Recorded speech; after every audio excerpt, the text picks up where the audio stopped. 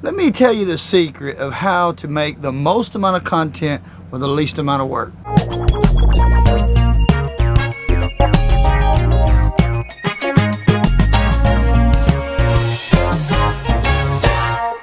Welcome back, guys. So today we're talking about making the most amount of content with the least amount of work. This is beyond the tube.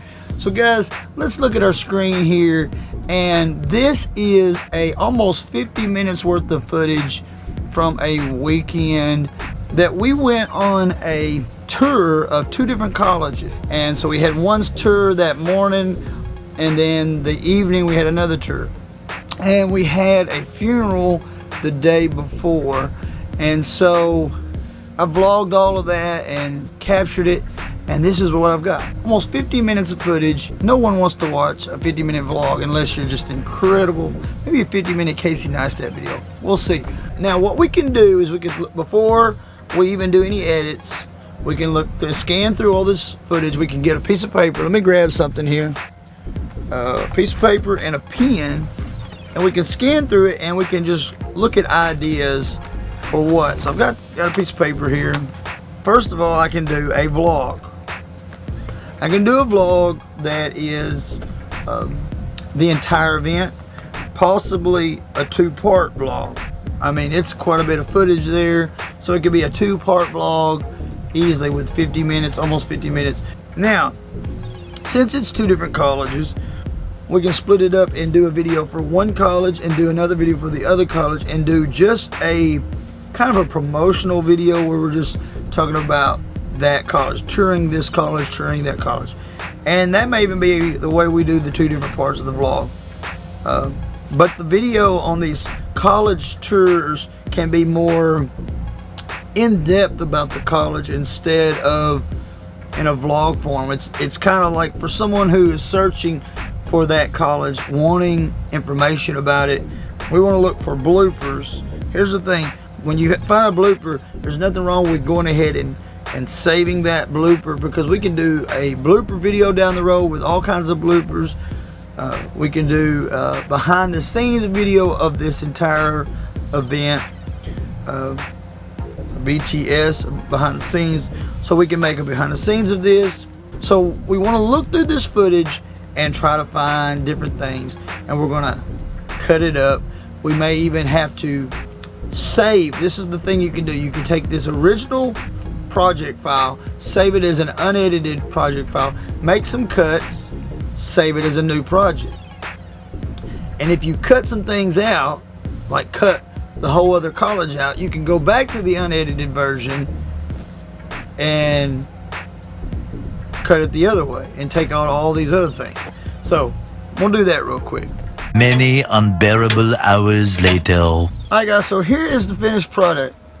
I got all this done. I'm actually loading this video to my channel, but it is a little more than 9 minutes, and here are all of the video clips, some of the different audios, as well as the music here.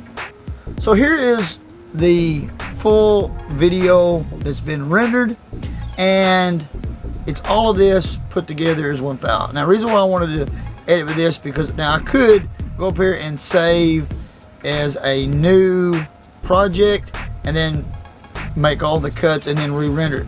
But there's color correction, there's all kinds of things that's been done that I don't want to affect. Now if I've got any color correction on this channel, I don't want it to mess this up. So what I'm going to do is create a whole new video layer, and I'm going to create a whole new audio layer.